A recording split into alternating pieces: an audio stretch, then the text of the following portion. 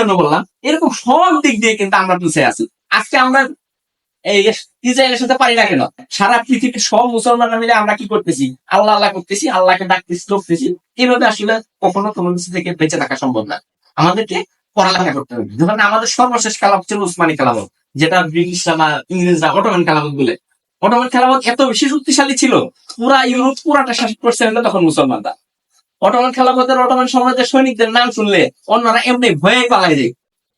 তাদের শক্তি ছিল এত বেশি, ইমানি তেজও ছিল এত বেশি, এরপর শক্তিও ছিল এত বেশি। আমরা তো সবাই জানি যে ইসলামের প্রথম যুদ্ধ হচ্ছে বদরের যুদ্ধ। 313 জন সাহাবী নিয়ে রাসূলুল্লাহ সাল্লাল্লাহু আলাইহি ওয়াসাল্লাম কাফিরদের বিরুদ্ধে জয়লাভ করছিল না? কিসের জন্য জয়লাভ করছে? ইমানের জন্য। এই ইমানের শক্তি আমাদের আসবে কোথা থেকে? আমি যদি কোরআনই না পড়ি, আমি যদি হাদিস না পড়ি, আমি যদি ইসলামী সাহিত্য নাই পড়ি, আমার ইমানটা কি দিয়ে জানবে? আমার ইমানটা কি দিয়ে জানবে? আমার ইমানে তো জং ধরে গেছে।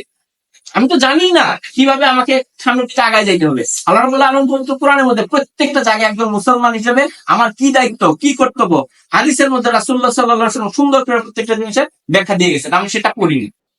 আমরা কি চাই?